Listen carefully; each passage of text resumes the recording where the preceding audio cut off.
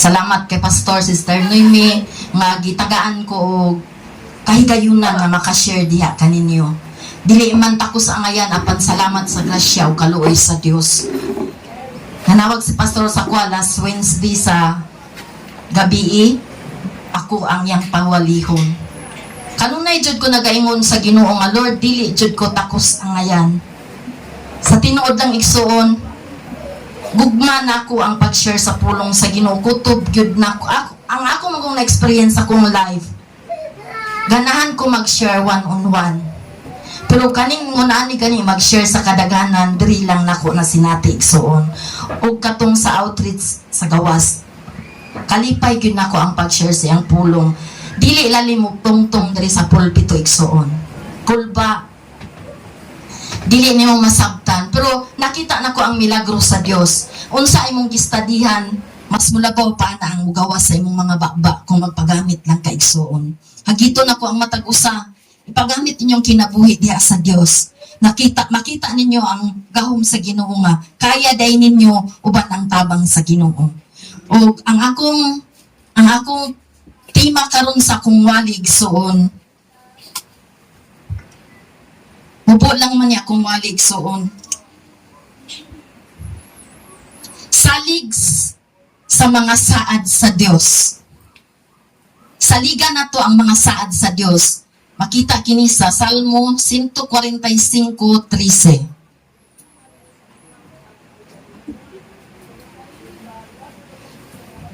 Nagingon dire,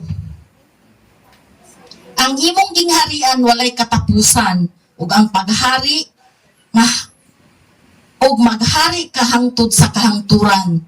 Mutuman gayud ang Dios sa iyang mga saad ug makita ang kamaayo niya diha sa tanan nga iyang gibuhat. Magampo ta sa makadiyod idungo atong ulo, ipiyong atong mga mata. Father God, in Jesus name, akong gipasalamatan ang pribilehiyo ug pabor na gamit ang akong kinabuhi diha sa pag-ebanghelyo sa imong pulong. Ginoong Jesus, himuala ang akong panudlanan. Akong pangayuon ang double portion of anointing sa imong pulong. Tabangi ako sa pagbatbat niini nga pulong, Ginoong Jesus. Ubanan mo ang pulong, tagaan mo kinabuhi. Akong ginabugkusan ng espiritu sa pagduha-duha, espiritu sa katulugon, espiritu nga dili matinuhuon. Pumahawa ka in Jesus name. Wala kay luna din nga dapit. Salamat Ginoong Hesus sa imong pagahimoon. Dalaygon ka sa walay katapusan. In Jesus mighty name ang tanang anak sa Dios musulti og amen. Nini nga kabuntagon igsuon, daghan sa matag usa ka nato na sayod ta adunay mga promise ang Ginoo sa atong kinabuhi. Aduna siya'y saad. Mutuo ba ta nga naay saad ang Dios? Amen. Ang saad sa Dios, ingon pa sa mga Bible scholar, 3,573 nakasulat diri sa Bible ang saad sa Ginoo. Unsaon na to ni siya nga atong maangkon? Mao ni siya atong tun-an karong kabuntagon igsuon.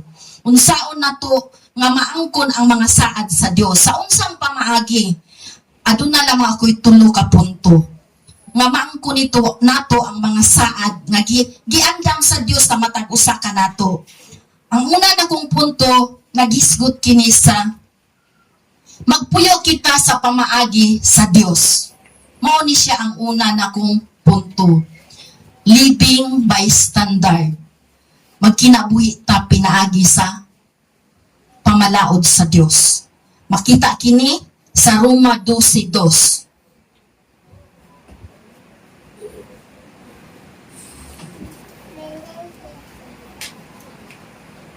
Nagingon ang Roma 12:2. Ayaw ka mo pagpahiuyon sa pamatasan nining panahuna. Ipabag-o hinuon sa Dios ang inyong kaugalingon pinaagi sa pagbago sa inyong panghuna-huna. Aron masayra ninyo ang kabubuton sa Dios unsay maayo, hingpit ug makapahimuot kaniya. Hallelujah. Nining ang kabuntagon igsuon ang gusto day sa Dios ang atong kinabuhi makapahimuot kaniya. Unsa ang nang sa atong hunahuna, sa atong kasing-kasing, ug unsa ang mogawas sa atong mga dila. Unsa ang atong gibuhat human sa simba, Lunes hangtod sa Domingo, Lunes hangtod sa Sabado. Kumusta? Unsa ang atong ginakabisihan igsuon? Nalipay ba niya ana ang atong buhi nga Dios? Gusto niya ang atong una-una, ang atong kasing-kasing, ang atong kinabuhi na nahiuyon diha sa iyang kabubuton. Nga ang atong gikinabuhi sa matag adlaw, sibo sa iyang kabubuton igsuon. Nga na-transform ang atong kinabuhi. Dili na ta susama kaniadto sa daang kinabuhi. Kung sa una himalikas ta, karon gihinay-hinay nagbago sa Dios ang atong matag kinabuhi igsoon. Tungod kay naa naman si Jesus Christ nagpuyo sa atong kinabuhi. Kung sa una init tag ulo, kinsa ba diri susama ka nako sa una, dali ra kay mo init akong ulo pag ang akong mga anak magpabadlong sa kuha. Grasya sa Ginoo igsoon giampo nako. Lord, kuha ang kainit sa kong ulo. Hinay-hinay igsoon. Nakita na ko unsa ang Dios nag-transform sa akong kasing-kasing. Ang mugawas sa akong mga baba sa una igsuon. Sidang bag-o pa kong naluwas, dili mga maayo. Apan sa diyang gikambyo ko sa Dios, nakita na ko unsa siya. Nag-usab sa dagan sa kong una-una, kasing-kasing o akong ginapamulong. Distingi ang Dios igsuon. Ug makita nimo unsa siya mobago sa imong kinabuhi. Mao na ang katuyuan niya sa atong kinabuhi. Nganon adunay changes. Dili na to maangkon ang saad niya kung kita walay kabag-uhan igsuon. Gusto niya nga makambyo ta. Followers man ta ni Jesus Christ. Kung followers ta ni Jesus Christ, matransform ang atong kinabuhi diha susama kaniya. Dili man ato masundog si Jesus Christ unsa to ang iyang gugma sa kinabuhi sa tao. Apan ana ay pipila nga ma-apply nato sa atong kinabuhi igsuon. Ato nang iampo sa Dios nga sa diri sa simbahan balaan ta, pag-abot sa balay kumusta ta? Pag-abot sa atong kaminyoon kumusta ta? Mao na ikuan sa Ginoo igsuon, itugyan sa Ginoo nga adunay changes ang imong kinabuhi kaniadto karon na ikumpara nimo nga lahi na ta. Kay anak naman ta sa Dios, ana-anay mga kausaban sa atong kinabuhi. Dili man ta instant bag-uhon sa Dios. Ang gusto lamang sa Dios naning kamot ang matag usa kanato. Palakpakan sa nato ang Ginoo. Amen.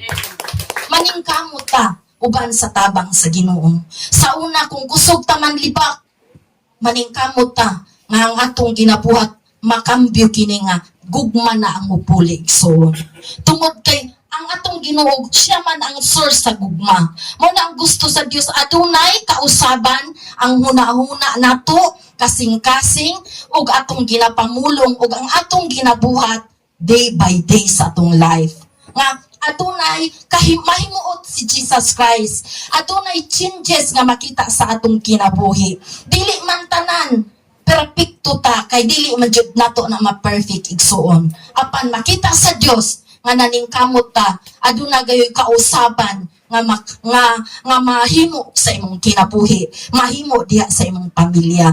Dili na siya basta-basta igsuon. Apan itugyan lang totally nga pagtugyan sa Dios. Ako nagatuo mag-move ang balang espiritu sa Dios. Magbasa pa ta sa usa ka bersikulo.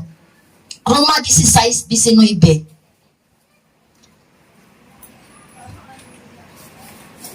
Nagingon diri ang pulong sa Dios. Nalipay ako tungod kaninyo, kay nailhan man sa tanan ang inyong pagkabuutan. Buot ko nga magmaalam kamo sa mga maayong butang, apan inosente bahin sa dautan. About misa sa atong pagkinabuhi igsuon. Amen. Maalam ta sa mga maayong butang. Inosente kita sa mga dili maayong butang.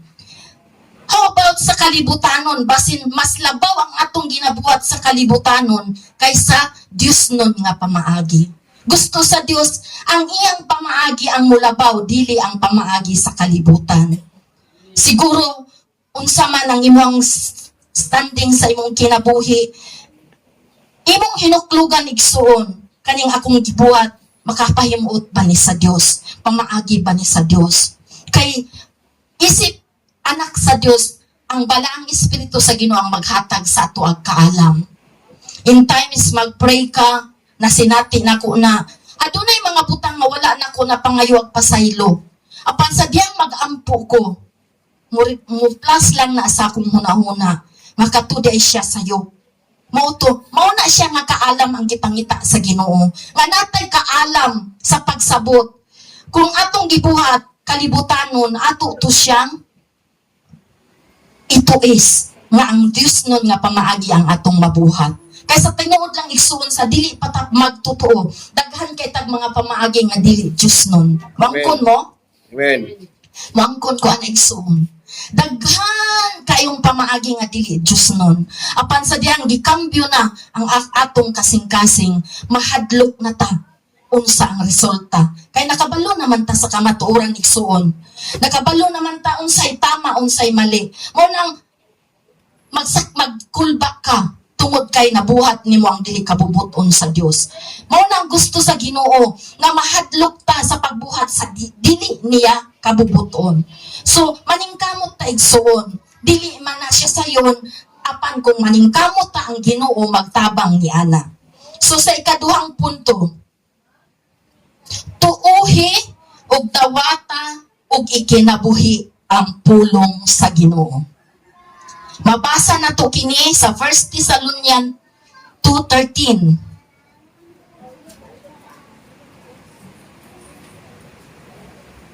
Unang Tesalonika 2:13. Nag-ingon diri ang pulong sa Ginoo.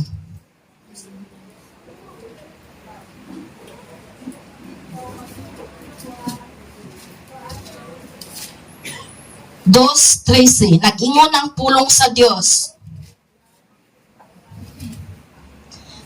Og gipasalamatan usab kamo kanunay ang Dios sa dihang giwali namo kaninyo ang iyang mensahe na mati kamo og gidawat ninyo kini. Dili ingon nga iya sa tao, kundi iya gayud sa Dios. Kay ang Dios naglihok diha kaninyong mga magtotoo. So sa diyang gi-share ang pulong sa Dios, kita nidawat sa iyang pulong. Kay tungod nasabta nato ang pulong sa Ginoo mao kini ang maghatag og maayo nga direksyon sa kinabuhi. Muda gidawat nato so sama karon nag-share ko sa pulong sa Ginoo. Madawat ninyo kay namati man mo sa pulong sa Ginoo. Amen. So nagingon usab diri sa 1 Corinthians 15:1 hangtod sa 2. Nagingon ang pulong sa Ginoo. 1 hangtod sa 2. Mga igsuon hinumduman ko kamo sa maayong balita. Nagiwali ko kanyo, gidawat ninyo kini o gibarugan ninyo ang inyong pagtuo. So, barugan juday nato ang atong pagtuo sa dihang nidawat ta kay Jesus Christ. Kinsa ba diri ang wala kadawat kay Jesus Christ? Siya man ang pulong. Si Jesus Christ mao ang pulong. Ug mao kini ang maghatag kinabuhi sa tua.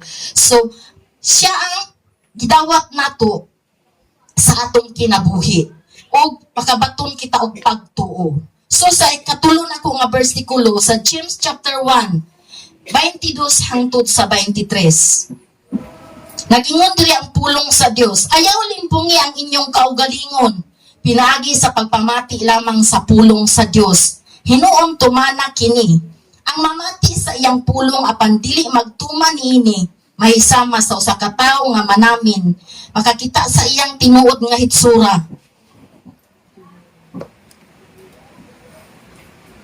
Makakita sa iyang tinuod nga hitsura. So, ang pulong sa Dios dili diay siya kutob lang pamation ipalusot sa pikas dalunggan. Ang gusto sa Ginoo, ang pulong sa Dios atong ikinabuhi. Atong i-apply sa atoang matag-adlaw nga kinabuhi. Mao ni ang pasabot diri ni Santiago nga ang pulong niya dili nato limbungan ang atong kaugalingon sa pagpamati, kutob lang sa pagpamati. Apan wala nato ginatuman. Gusto niya tumanon, gusto sa Dios nga atong tumanon ang iyang pulong. Pareho ana sa ato ang akong pananglitan. karong adlaw sa tingsimba. Di ba isa man ni siya sa sugo sa Dios nga atong hinumduman ang adlaw nga tingsimba. So nagtuman ta sa iyang sugo. Ana ba nga part nga is atong tumanon og unsa ang atong nadungog, atong i-apply sa atong kaugalingon. Dili susama sa ubang bata nga kung madungog ang pagpadlong sa ginikanan, ipalusot dire, ipagawa sa pikas dalunggan.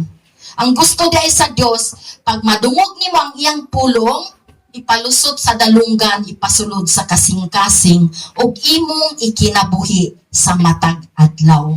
Nasabtan niyo, Igsoon? Palakpakan sa nato ang Ginoo, be. Seryoso man kay moy. Kulbaan ko diri ba? Kay ang pulong sa Dios, kung imo na siyang nadungog, gusto niya mo kambyo sa imong kinabuhi. Amen. Mao na ang gusto ni Jesus Christ. Nagsimba ta karon diri. Unsay kiwali diri sa pulpito igsuon na ay isa duha para kanimo ni ana. Amen. Dili gyud na siya mulabay kawang ang mga pulong nga pagabuhian diri sa pulpito. Aduna gyud na siya dakong kahimuan kanimo ug kanako. Mao na siya, ang gusto sa Dios dili lang ta kutob mamati, dili lang ta kutob maminaw. Ang gusto niya ikinabuhi ang iyang pulong. Manginaot ko masabtan sa matag usa na anak ko sa ikaduhang punto. Ang unang punto nag-ingon diri,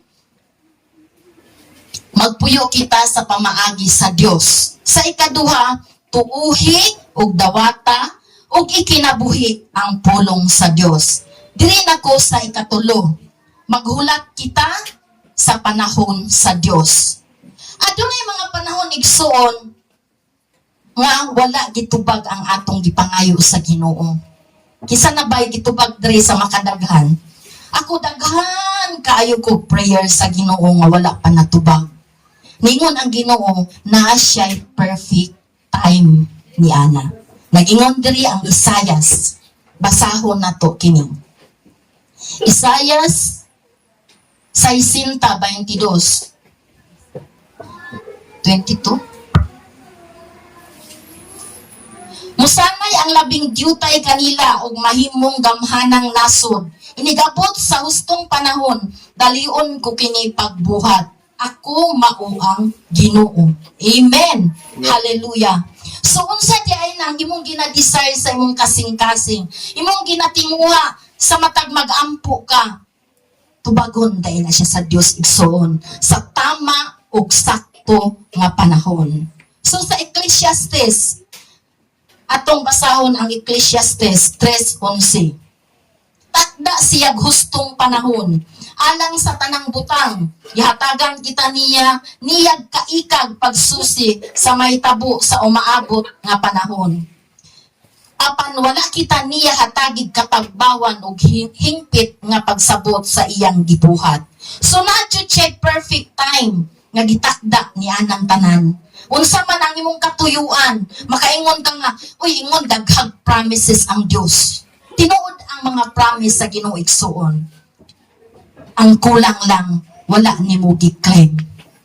Gusto sa Dios imong i-claim diha sa imong mga prayer.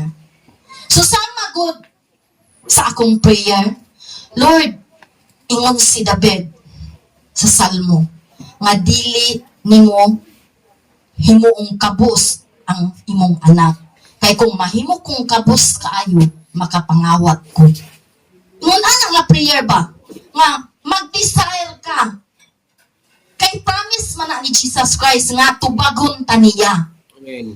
Mao na i-claim nimo anak man ka sa Dios. Sa diyan gidawat nimo si nakadungog ka sa pulong sa Dios, gidawat nimo siya ug imo nang gikinabuhi ang iyang pulong.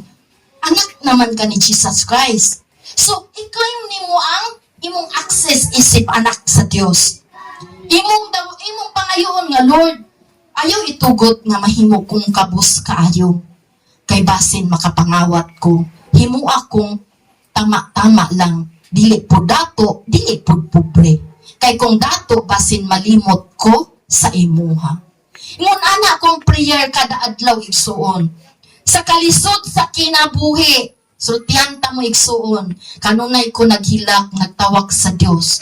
Lord, himo alam ang akong kabos. Dili susama sa magpakilimos. Apan, ayaw pod kung himo ang dato kaayo basin malimot ko sa imuha. So kung unsa man ang imong tinguha sa imong mga anak, nga ba mo itinguha sa kinabuhi? Amen. Amen! Ako igsoon daghan kog desire sa akong kasing-kasing, sa akong mga anak, sa akong pamilya. Motaliwan man ko niining kalibutan na dili ko malimtan sa akong mga anak. Every night and day, madungog nila kinsa si nanay nag-ampo kanila. Individual ko nag-ampo sa akong mga anak isuon. Ug ako nagtuo, nagsalig kay Jesus Christ. Na siya'y gitakda og tama nga panahon. Amen. Matubagon ko niya igsuon. Dili man ako guyodon ang tanan akong pamilya sa church. Sadyang gagmay pa sila, wala man ko nagkulang. Aka nakasulat sa Proverbs nga samtang gagmay pa ang bata dalahon sa church. Gihimo nako na magkinagang ko left and right, nagaguyod sa akong mga anak na apakoy gikugos. Sadyang nanag ko ang akong mga anak kanang nakasulat sa Proverbs. Mudag ko man sila, muhawa man sa presensya sa Dios, apan dili malimot ang imong anak igsuon. Amen. Unsa man ang ilang gibuhat karon, gitubag ko sa Ginoo igsuon sa akong anak nga si Hana.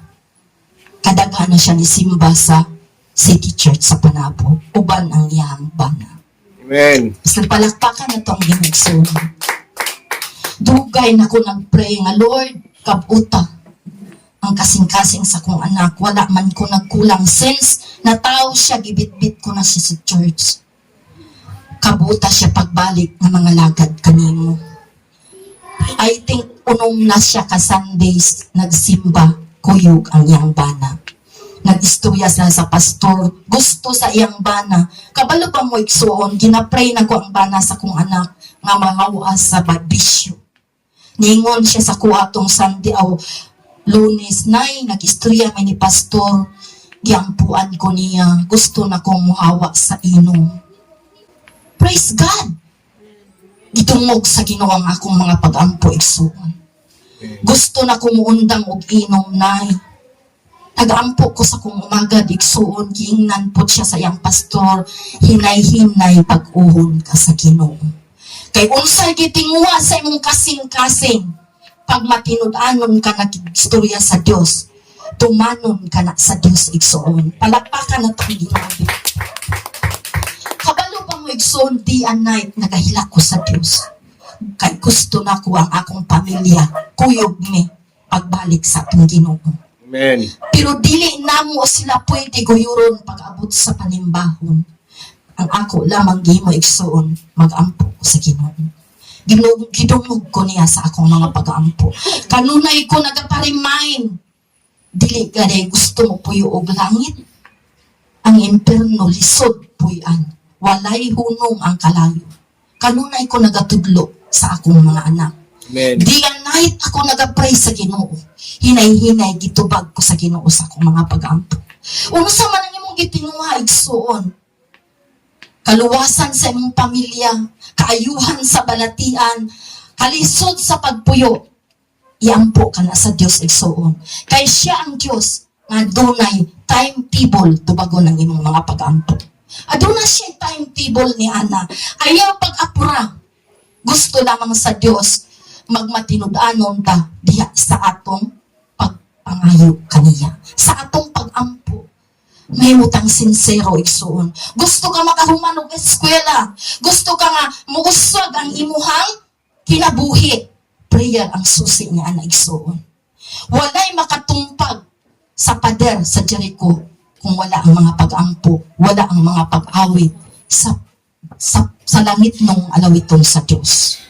Tungod sa mga pag-awit, tungod sa mga pag-ampo na tumpag ang pader sa Jericho. So kung sa man kabungtod ang imong mga problema igsuon, sultian ko ikaw, matinud-anon ang Diyos. Amen. Buhi ang Diyos, buutan ang Diyos. Maluoy siya sa panahon mo hilak ka sa imong mga pag-ampo. Amen. Ikaluyan sa Diyos ang mga tao nga mapaubsanon diya sa Amen. Diyos. Itong palakpakan ang Ginoo igsuon. Ngunana, siya ka matinud-anon. Ayaw lang pag-apura igsoon nga karon ni simba ka ugma luwason day ng imong tibok pamilya. Proseso na siya. Ang gusto sa Ginoo, ikaw una niyang kambyuhon. Ipakita sa imong pamilya nga naay changes nga nakita sa imong life. O diha nakita nako buhi ang Dios igsoon. Amen. Kung karon nag-antos ka sa imong pamilya nga gubot, hinay-hinayon na pagkambyo sa Dios. Pero before na sila ikambyo, makambyo, ikaw una ikambyo sa Ginoo.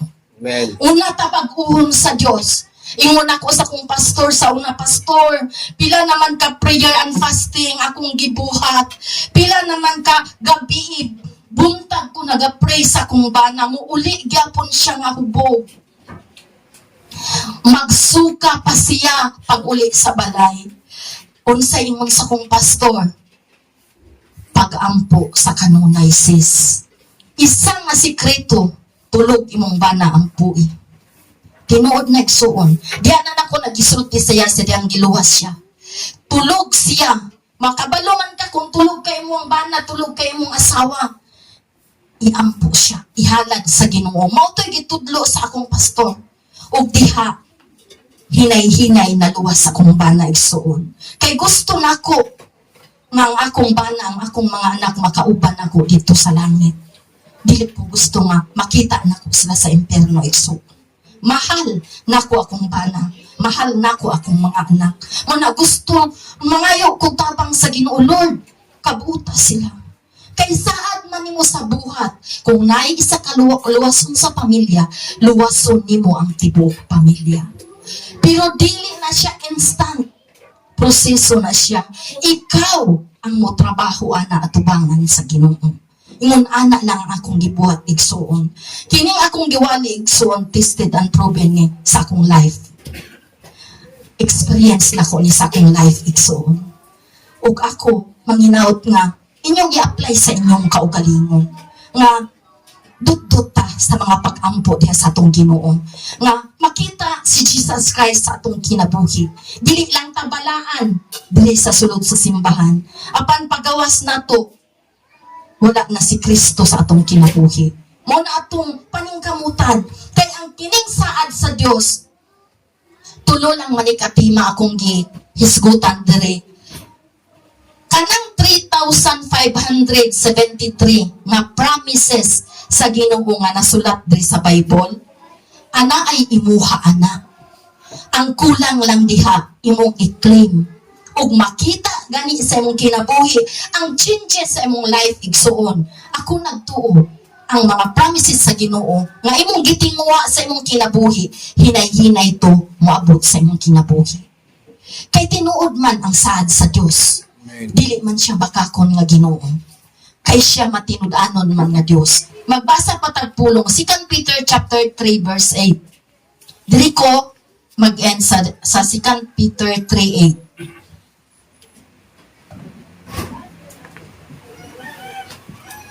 Kaduhang Pedro 3:8. Nag-ingon ang pulong sa Dios.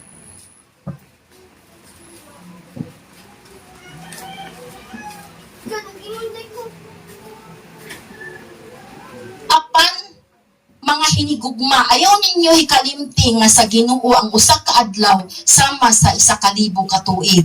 Ug ang 1,000 ka tuig sama lamang sa usa ka adlaw. Amen. Amen. Ang time day sa Ginoo, manang moingon ka nga, hala oy, kadugay naman ako nagpray, oy, maluwason ang akong pamilya. Wala pa man ko gitubag sa Ginoo. Mao ni ang ingon ni Pedro. Kaning nasulat sa 2 Peter 3:8. Nag-ingon diri, apan mga hinigugma, ayaw ninyo hikalimti nga sa Ginoo ang usa ka adlaw sama sa 1,000 ka tuig. Ug ang 1,000 ka tuig sama lamang sa usa ka adlaw. So wala ta kabalo sa timetable sa Ginoo. Mao ni ang pasabot diri. Dili ta mag-apura, andam ta mo paabot sa iyang mga tubag sa atong kinabuhi. Kana lang ug daghang salamat. Magduko ta sa atong ulo, ipiyong atong mga mata. Father God, in Jesus' name.